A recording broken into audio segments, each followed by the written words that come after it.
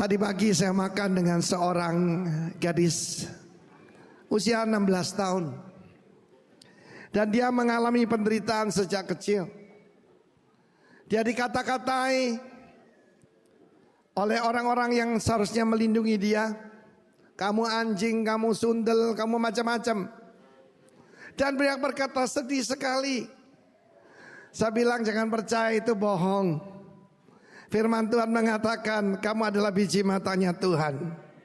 Kamu adalah kekasih Tuhan sebab Tuhan Yesus. Sebab apabila dia percaya, maka seumur hidup dia akan menjadi seperti itu. As a man or woman think it in his heart, so is he. Kalau kamu percaya you are nobody, kalau kamu percaya kamu orang yang gagal, kamu akan jadi seperti itu. You must know who you are in Christ. Di Matius pasal 5 mulai ayat 13 firman Allah berkata, ye are the salt of the earth. Engkau adalah garam bumi. Apabila kamu tidak lagi asin, apabila kamu tidak lagi memberi dampak, tidak ada lagi gunanya selain dibuang dan diinjak-injak orang. Firman Tuhan mengatakan, ye are the light of the world. Kau adalah terang dunia. Amin.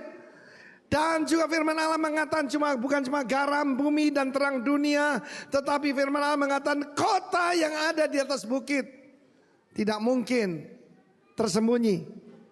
Kita baca ayat selanjutnya. Lagi pula orang tidak menyalakan pelita lalu meletakkannya di bawah gantang, melainkan di atas kaki Dian, sehingga menerangi semua orang dalam rumah itu. Ayat 16 baca sama-sama 1, 2, 3. Demikian andalah terangmu bercahaya di depan orang, supaya mereka melihat perbuatanmu yang baik dan memuliakan Bapamu yang di sorga. Tanpa spekulasi, firman Allah mengatakan tentang kualitas warga kerajaan, yaitu salt and light and city upon the hill. Kota yang di atas bukit. Tetapi tujuan hidup orang percaya dalam ayat 46. Karena itu haruslah kamu apa? Sempurna, sama seperti Bapamu di sorga adalah sempurna. Bapak mau angka saudara dan saya 100. Amin. Sempurna. Teleo. Yaitu saudaraku, dewasa penuh. Itu rencana Tuhan. Nah saudara, kenapa saya belakangan ini saya perhatikan banyak khotbah justru dari Matius 5 sampai 7. Para pengajar dari kelompok yang menyebutkan dirinya hyper grace mengatakan, semua perkataan Tuhan Yesus sebelum salib itu adalah pada waktu dia ada di bumi. Nilainya kurang dari apa yang diajarkan Rasul Paulus, surat Roma dan selanjutnya. Bahkan perjanjian lama dikatakan tidak ada gunanya sama sekali. Ada banyak sekarang Alkitab yang cuma mulai dari surat Roma. Keempat Injil hanya untuk referensi. Apa benar seperti itu? Mereka berkata, ketika kamu dilahirkan kembali, kamu sudah sempurna. Kamu sudah sepenuhnya suci. Apa dikatakan demikian firman Allah? Tidak. Tapi inilah kebenarannya. Tuhan memberikan kepada kita transformation power. Ya, the salt of the earth. Garam bumi. Kalau dunia itu kosmos. Tetapi di sini adalah G. G itu bumi. Saudara dan saya jadi garam bumi. Bukan banyak orang berkhotbah jadilah terang, jadilah garam. Itu keliru. Firman Allah berkata, kamulah garam bumi. Ya, begitu kita dilahirkan kembali, kita diberi Roh Kudus, kita punya such a quality yang bisa merupakan transformasi. Tempat ini dulu direncanakan menjadi TPA, tempat pembuangan akhir sampah. Bersama Tuhan Yesus kita rubah jadi lembah pujian. Ada kuasa transformasi. Amin. Karena itu kami mengajarkan nilai-nilai kepada saudara. Apa kualitas para pemimpin? Salt itu berbicara tentang spiritual, rohani, bukan rohana. Punya otoritas, punya leadership, kepemimpinan, dan seorang transformer. Di mana Anda ditaruh? Di marketplace? Di government? Saudara, yang harus keluar dari tempat ini adalah hakim yang suci, polisi yang benar, tentara yang diurapi, para pengusaha yang dapat dipercaya, para pejabat pemerintah yang bisa diandalkan. Karena ada kualitas itu tadi. Rohani, punya otoritas. Otoritasnya bukan karena kekuatan tetapi karena berasal dari Tuhan. Punya kepemimpinan dan menjadi seorang transformer. Light, terjemahan ataupun singkatan daripada love, integrity, generosity, humility, and truth. Mari kita lihat salah satu, yaitu kualitas daripada garam adalah menghentikan kebusukan. Menghentikan kebusukan. Saudara, satu hari ada seorang teman saya, teman mulai kecil. Saya kenal dia sejak dia kita sama-sama, sebab dia tetangga di depan rumah saya. Maka saudara, lama kita tidak bertemu, ternyata teman saya ini dulunya kontraktor, sekarang ini bahkan menjadi, mucikari. You know mucikari? Waktu saya bicara mucikari di Malaysia mereka tidak ngerti. Saya bilang PIM. Oh, PIM itu papa ayam. Jadi namanya papa ayam di Malaysia, saudaraku. Ya, kalau di sini Indo ayam, di sana papa ayam, saudara. Dan dia ketemu dengan saya, dia dengar apa yang Tuhan kerjakan dalam hidup saya berubah. Dan saudara, dia datang pada saya, dia pakai, kita orang Surabaya ya. Oh, saya kono oke yo. Kamu sekarang udah kaya, sukses. Ya, puji Tuhan. Lalu dia bilang, saya perlu tambahan modal buat usaha saya. Tapi usahanya ternyata soalnya bukan laundry, saudaraku. Usahanya peternak ayam itu tadi. Ditretes, saudara. Tetapi saya sebagai hamba Tuhan, saya percaya kuasa transformasi. Kalau agama itu begini, agama ya. Kalau ada 100 biji telur, 99 baik, 1 busuk. Yang busuk jadi baik apa yang baik jadi busuk? Yang baik jadi busuk. Firman Allah mengatakan, apabila aku memakai yaitu daging yang bersih dan menyentuh kepada pakaian yang kotor, yang mana yang jadi baik? Yang kotor jadi baik apa yang baik jadi kotor? Perjanjian lama tidak punya kuasa seperti itu. Tapi kuasa dari Tuhan Yesus, dia memegang tandu, seorang rabi Yahudi tidak akan memegang tandu mayat. Yesus pegang. Bahkan dia memegang tangan anak yang mati dan dia berkata, Talita kumi, anak perempuan bangkitlah. Yesus punya kuasa transformasi. Saya kata pada teman saya ini, dia tanya, kamu kenal Cukong enggak yang kaya? Oh, saya bilang kenal. So kita, apakah kaya? Saya bilang soge gak karu-karuan. Amin. Maksud saya, boss above all boss, Tuhan Yesus. Kenal? Oh, kenal. Lalu saudaraku, saya ajak dia ke rumah saya. Saya masih ingat teman saya ini, orang yang gemuk, rambutnya kribo, saudaraku. Udah keriting gitu, kribo. Lalu kacamatanya tebal, saudaraku. Ya, memang dia GM kan? Germo maksudnya. Nah, ketika sampai kantor saya dia tanya, "Endi Cukongi?" Cukongnya di mana? Oh, sebentar. Dia ada di sini. Mana? Kamu enggak kelihatan. Singkat cerita, mendengar kesaksian saya, dia nyerahkan diri bertobat ikut Tuhan Yesus. Saudaraku, peternakan ayamnya ditutup, saudaraku. Dia kembali kepada keluarganya. Sebab setiap anak Tuhan punya kuasa untuk menghentikan kebusukan. Tepuk tangan bagi Allah kita. Tepuk tangan yang meriah bagi Allah kita, saudaraku. Haleluya. Saya punya banyak pengalaman dengan GM, saudara, yang bertobat. Papa-papa ayam, saudaraku. Yes, why? We have the power to transform. Saudara, tentang light, itu terang. Firman Allah mengatakan orang lebih suka dalam kegelapan dari dalam terang. Baru-baru ini ada seorang bapak ngangkat anak laki di Amerika ini. Setelah same sex marriage diizinkan, sekarang dia ngajukan supaya dia bisa menikahi anak laki bapak ini loh. Ini kayak anak laki angkatnya ini. Jangan heran, itu kebudayaan dunia ini. Kebudayaan dunia ini dibelakangi oleh Greco-Roman, Yunani Romawi. Sangat biasa apabila ada cukong punya peliharaan laki-laki muda.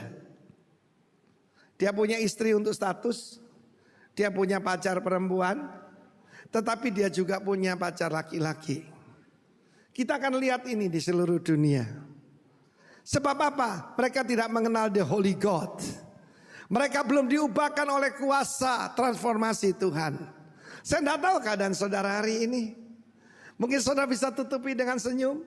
Saudara bisa tutupi dengan loncat-loncat di hadapan Tuhan. God knows your heart. Tuhan tahu hati saudara. Nah, saudaraku, terang ini penting. Satu hari ada satu bangsa yang selama berabad-abad hanya tinggal di dalam kegelapan. Karena mereka tidak pernah melihat terang. Mereka juga tidak mengenal adanya api untuk memasak makanan. Saya bisa bayangkan keadaan keluarga ini. Mungkin tidak bisa bayangkan sepenuhnya. Bayangkan saja mereka tinggal sebuah gua yang sangat besar. Karena gelap tidak bisa membedakan istri sendiri atau istri orang. Tidak bisa membedakan itu anak atau istri atau maknya. Tidak bisa, saudaraku. Dan mereka hidup lebih rendah dari binatang. Karena makanan tidak dimasak, tentu saja mereka mudah mati, terkena penyakit dan sebagainya, saudara. Satu hari ada seorang pemuda. Dia mengikuti hati nuraninya. Masa kita hidup seperti binatang? Seharusnya kita ini lebih daripada binatang. Dengan mencari jalan dia keluar dari gua itu. Pertama-tama dia tidak bisa menghadapi sinar matahari yang terang. Sama seperti kalau kita di dalam ruangan gelap mendadak kena blitz. Anda bisa bayangkan itu, dan apa yang terjadi, saudaraku?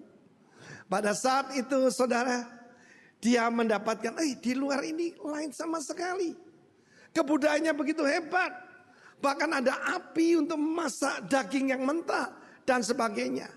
Yang di dalam itu bahkan jadi kanibal. Mereka tidak bisa membedakan yang sehat maupun tidak. Bahkan daging manusia pun dimakan. Dan pemuda ini kembali. Ya, dia kembali dari dunia luar membawa obor. Dan dia berkata, kabar baik buat kita semua. Mereka semua malah marah. Mereka tutupi mata mereka, saudara. Kabar baik. Kita tidak perlu hidup seperti ini. Dan pada saat itu orang malah marah. Sebab kan kelihatan belangnya, kelihatan macam-macam kan. Dan apa yang terjadi, saudaraku? Mereka membunuh pemuda ini. Mereka menolak berkat. Mereka menolak terang. Mereka menolak api. Saudara, siapa gambaran pemuda ini? Tuhan Yesus. Tapi juga bagi para pemimpin. Dan setiap anak Tuhan yang ada di tempat ini. Orang yang tidak kenal Tuhan. Mereka kumpul kebo, kumpul kucing. Kumpul macam-macam. Mereka tidak merasa bersalah. Pertama kali saya datang ke Bali, in the shock of my life, ketika saya sedang mengkonsel sepasang calon suami istri, dan saya tanyakan pertanyaan terakhir, apa kamu coba mengaku di hadapan Tuhan pernah melakukan hubungan sebelum menikah? Hubungan seks sebelum menikah? Mereka melihat pada saya dengan polosnya. Loh, tidak boleh toh Pak. Saya hampir pingsan, saudaraku. Ya, saya hampir pingsan, saudara. Aduh, saudaraku, saya mau beritahu kepada Anda, dunia ini dalam kegelapan. Tapi kabar baiknya, ye are the light of the world, you are the salt of the earth. Kita tahu banyak sekali, yaitu berkat daripada garam. Di Israel ada beberapa laut ya. Danau juga disebut laut, laut mati itu. Itu garamnya tidak untuk makanan, tidak untuk mengawetkan, karena itu penuh mineral, tetapi untuk pupuk, saudara. Anak Tuhan itu seperti pupuk, menyuburkan firman Tuhan, menyuburkan kerajaan sorga, membawa berkat kemana-mana. Saudaraku, kita menerima mantel dari Abraham, kita menerima jubah daripada Abraham, karena Yesus Kristus telah memilih hidup yang disalibkan. Kematian dengan cara disalib itu kematian yang terkutuk, supaya berkat Abraham sampai kepada bangsa-bangsa lain. Abraham adalah diberkati untuk menjadi berkat. Amin. Abraham was blessed to be a blessing. Dan itulah panggilan untuk setiap daripada saudara. Segala bangsa dan semoga bumi akan menerima berkat. Tetapi melalui Yesus Kristus, kita sebagai warga kerajaan sorga, kita akan juga diberikan inovasi, kita akan diberikan kreativitas, kita akan diberikan kuasa-kuasa yang Tuhan janjikan untuk merubah dunia ini lebih baik. Mungkin tentang garam dan terang saudara sudah sering dengar. Bagaimana tentang kota yang di atas bukit?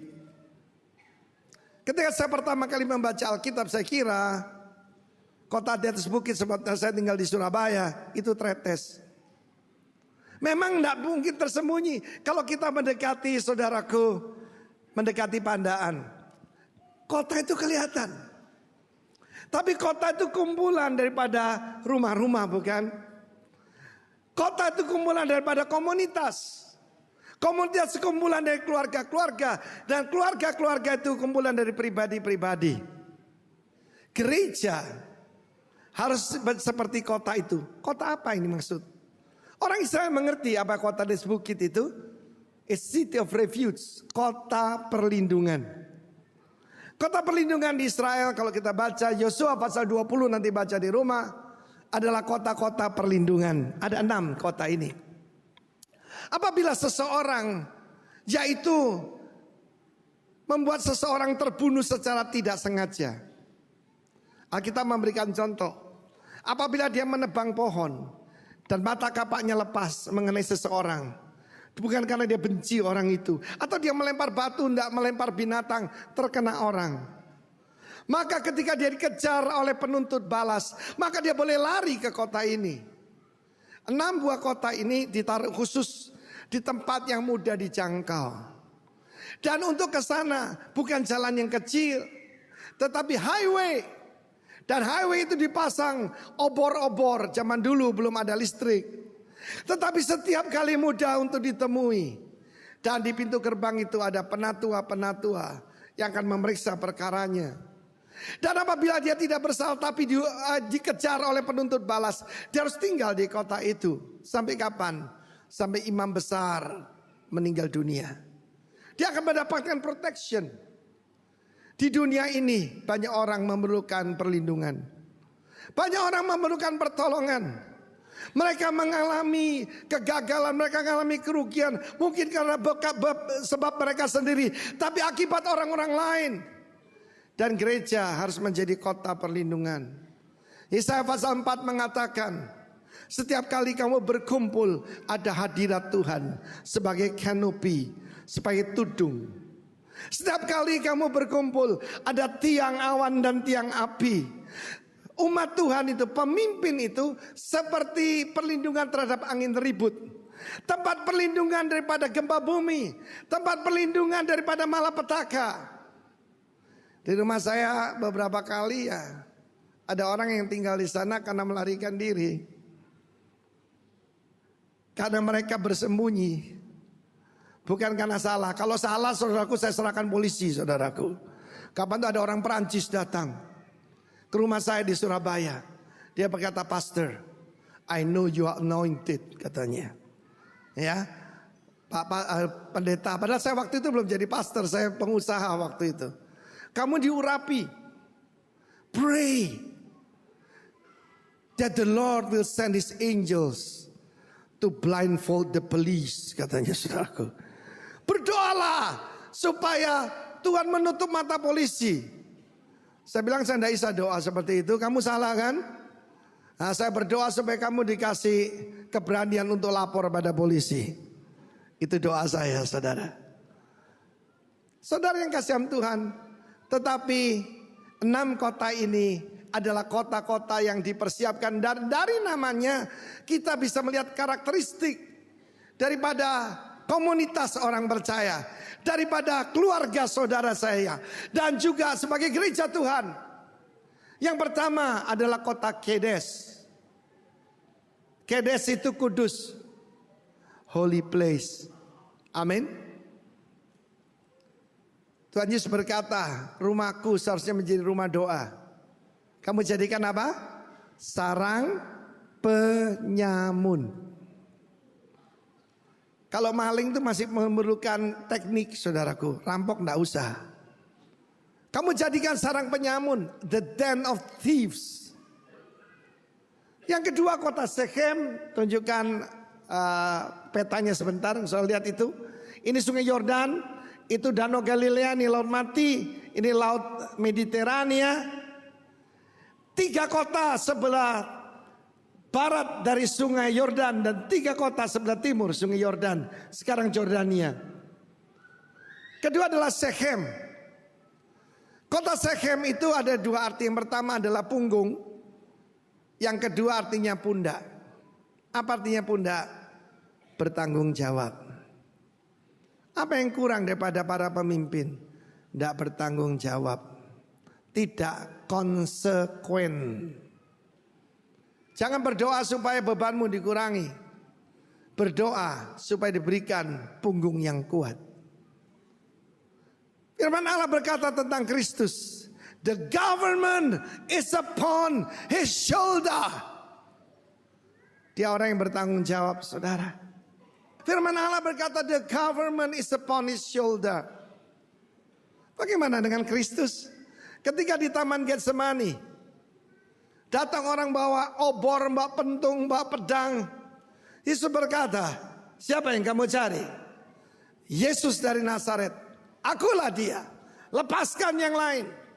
Dengan demikian dia menggenapi firman Tuhan. Kepada semua yang diberikan kepadaku, tidak seorang pun kubiarkan binasa. Seorang pemimpin itu seperti itu. Kota ketiga adalah Hebron. Apa yang dibutuhkan di dalam gereja Tuhan?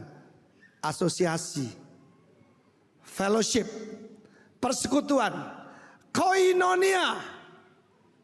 Kita tahu asosiasi yang buruk merusakkan kebiasaan yang baik. Tapi fellowship yang baik membangkitkan. Saudara, kita perlu more than friendship. Kita perlu fellowship. Kata Rasul Yohanes bahwa persekutuan kita ada dengan Allah Bapa dan dengan putranya Yesus Kristus. We need one another. Perjamuan kudus itu menguatkan persekutuan kita dengan Tuhan dan satu dengan yang lain. Seorang saudara dilahirkan untuk menghadapi masa kesulitan. Kota yang keempat adalah Bezer. Bezer itu fortress atau gold ore. Benteng yang tidak bisa ditembus. Tetapi juga nuggets. Gold nuggets, gold ore. Yaitu emas, saudaraku. Saudaraku yang kasihan Tuhan. Umat apa orang cari di sini? Hikmat daripada Tuhan, melebihi emas. Apa yang harus keluar dari mulut kita supaya para pemimpin? Pengajaran yang baik. Dan hikmat itu melebihi emas.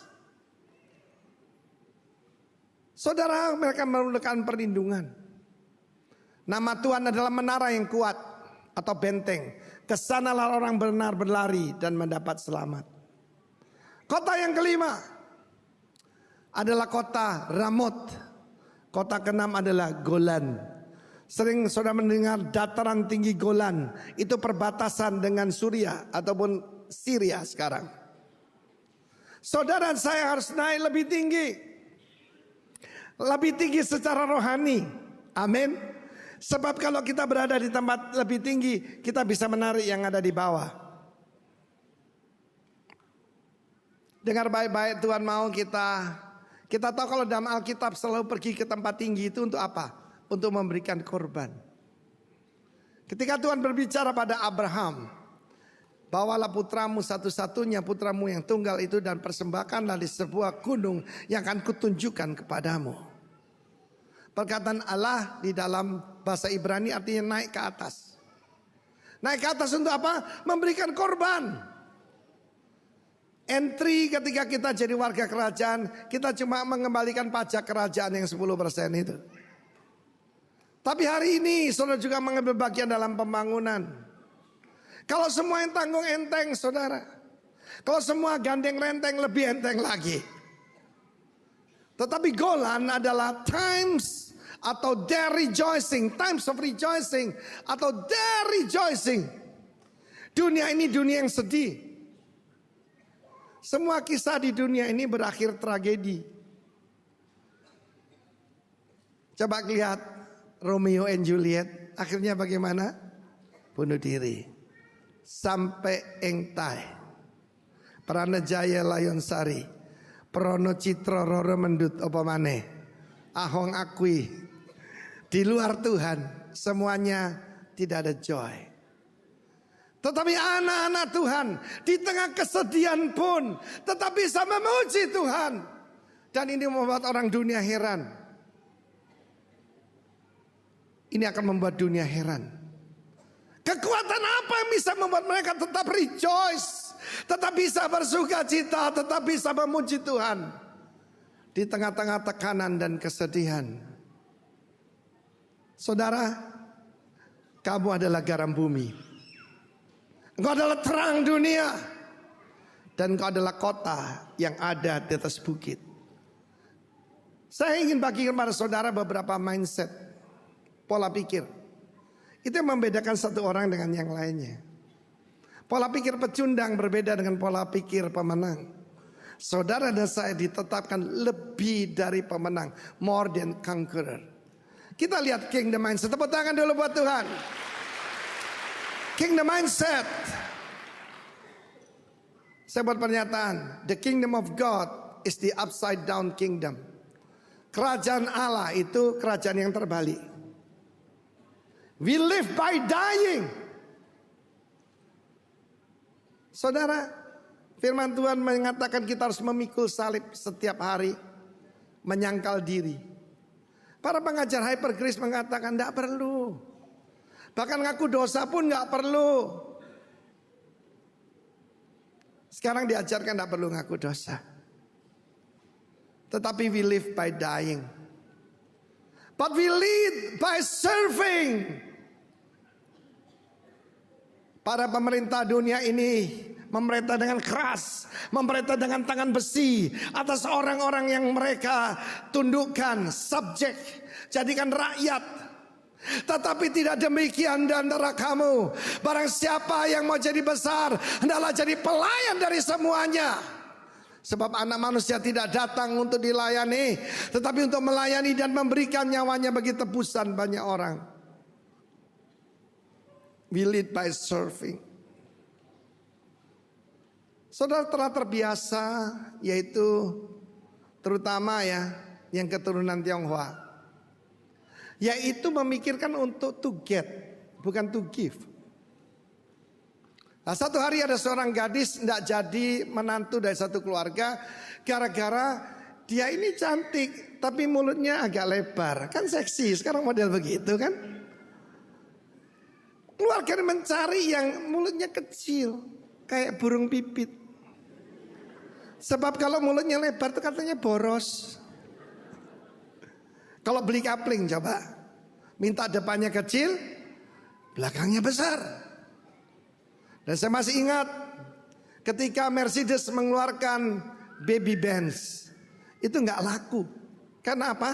Belakangnya kecil, bohoki. Harusnya yang belakangnya itu besar. Jadi mukanya kecil, belakangnya besar, dan dikunci rapat-rapat. Tidak. We gain by giving. Lebih diberkati memberi daripada menerima. Itu ayat kesukaan petinju, saudara. Petinju lebih baik memberi daripada menerima. Tetapi itulah kebalikan kita daripada dunia ini. We gain by giving. Sebab saudara, yang diingat bukan berapa banyak yang kita kumpulkan, tapi berapa banyak yang kita tinggalkan.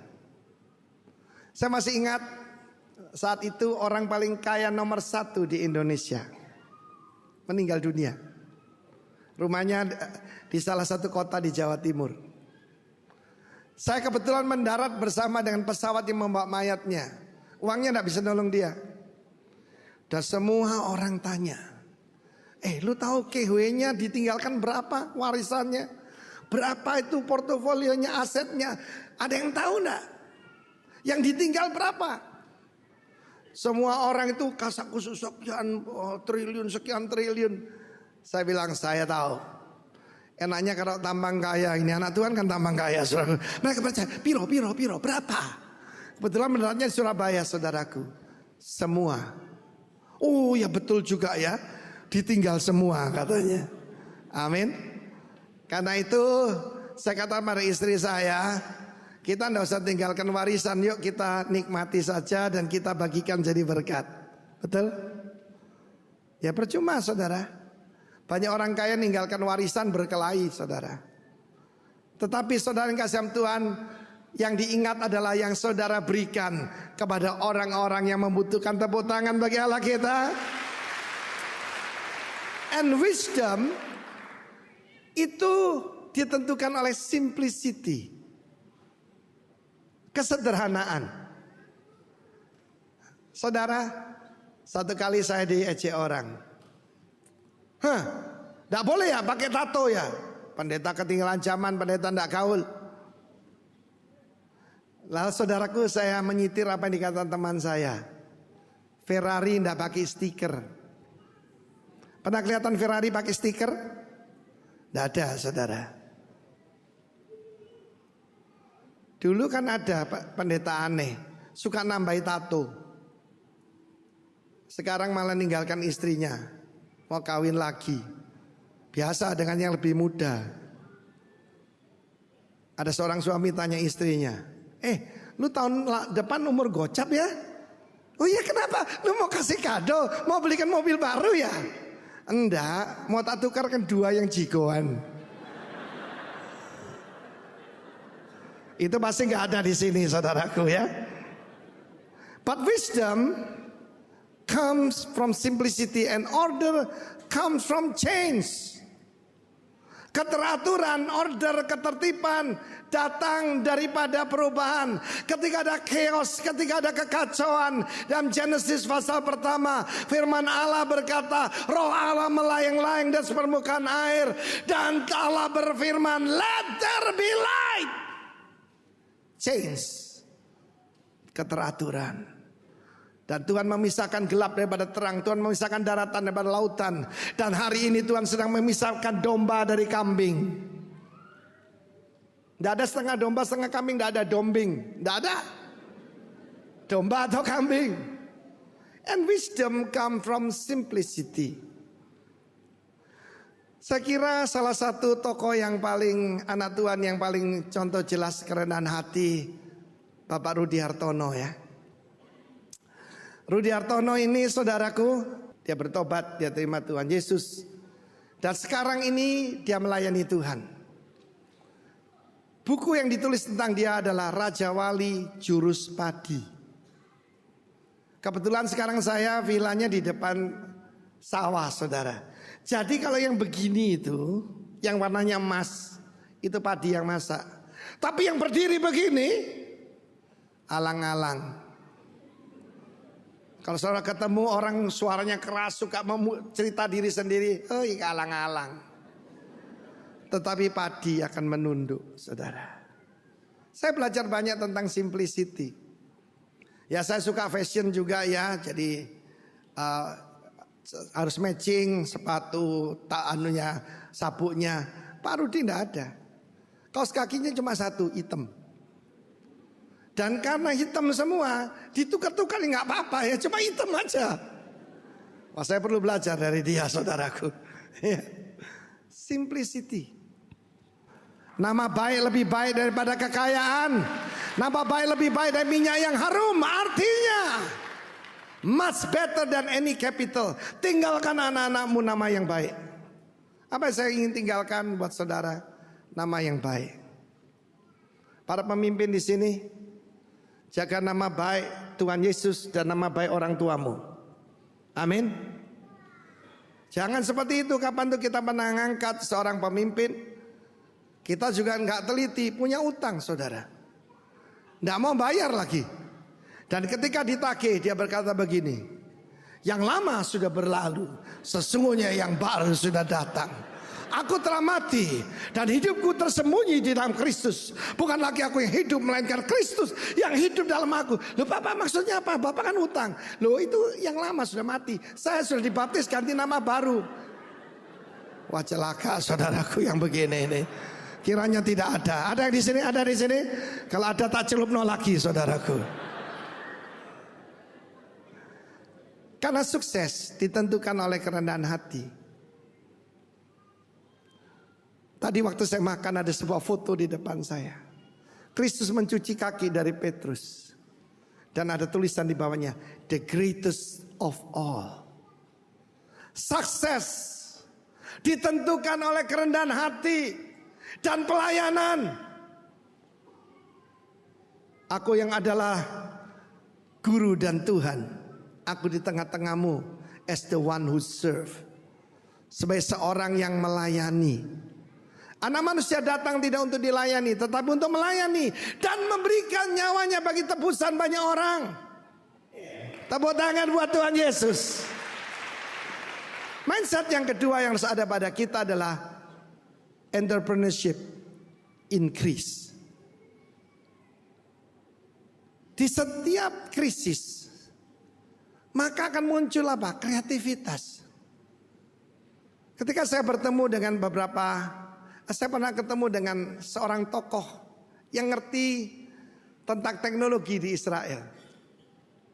Dan dia berkata begini, our technology come from survival. Karena kami setiap hari dihujani roket, dihujani peluru kendali, bom bunuh diri, maka timbullah yaitu teknologi untuk melindungi kita.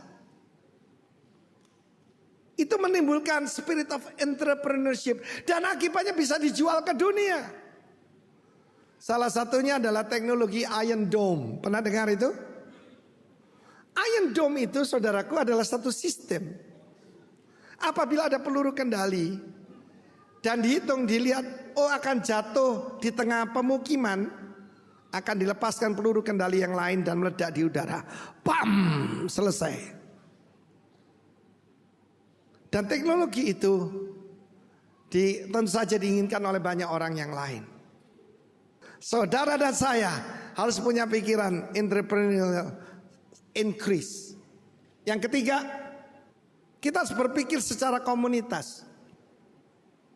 Saya tidak mau meninabobukan saudara. Di depan ini ada Masa Sukar. Karena itu yang belum ikut komsel, ikut komsel. Di sana saudara akan didoakan. Saudara akan didukung. Ada kesulitan dipikirkan bersama, didoakan bersama. Dan yang keempat, yang terakhir, kita harus berpikir Yesaya 58. Kita baca Ulangan pasal 15. Ayat 7 sampai dengan 11. Ulangan 15, 7 sampai dengan 11. Jika sekiranya ada di antaramu seorang miskin, salah seorang saudaramu dalam satu tempatmu di negeri yang berikan kepadamu oleh Tuhan Allahmu, maka janganlah engkau menegarkan hati ataupun menggenggam tangan terhadap saudaramu yang miskin itu. You shall not harden your heart nor shut your hand from your poor brother. Tetapi engkau harus membuka tangan lebar-lebar baginya dan memberi pinjaman kepadanya dengan limpahnya, cukup untuk keperluannya, tidak untuk keinginannya. Cukup untuk keperluannya seberapa ia perlukan. Hati-hatilah supaya jangan timbul dalam hatimu pikiran dursila. Demikian. Sudah dekat tahun ke-7. Sebab setiap tahun ke-7 pinjaman harus dihapuskan. Tahun penghapusan hutang. Dan kau menjadi kesal saudaramu yang miskin itu. Dan kau tidak memberikan apa-apa kepadanya. Maka ia berseru pada Tuhan tentang kau. Dan hal itu menjadi apa? Jadi apa? Dosa bagimu. Ternyata tidak menolong saudara yang miskin itu adalah dosa. Engkau harus memberi kepadanya dengan limpahnya. Dan jangan hatimu berduka cita apabila engkau memberi kepadanya. Sebab oleh karena hal itulah Tuhan Allahmu akan apa? Kurang keras, nggak kedengaran di hubung, memberkati engkau dalam segala pekerjaanmu dan dalam segala usahamu. Sebab orang-orang miskin tidak hentinya akan ada di dalam negeri itu. Itu sebabnya aku memberi perintah kepadamu demikian. Harus engkau membuka tangan lebar-lebar bagi saudaramu yang tertindas dan yang miskin di negerimu. Yesaya 58 mesti sering dibaca. Apakah berpuasa itu menaruh abu di kepala, merobek kain, baju, duduk bersimpu di atas abu? Bukan, kata Tuhan. Yang kehendaki adalah engkau membuka belenggu-belenggu kelaliman, membebaskan hutang-hutang. Amin. Membuka belenggu kelaliman, membagi rotimu dengan yang lapar, dan membagi pakaianmu kepada yang mereka tidak berpakaian. Membawa saudaramu ke dalam rumahmu. Dengar saudaraku, dan aku akan memberkati engkau dalam segala usahamu, dalam segala yang kau usahakan. You are the salt of the earth, the light of the world, dan city of refuge. Aku akan menjadikan para pemimpin sebagai tempat perlindungan di waktu angin ribut, terhadap panas terik matahari, terhadap angin kencang.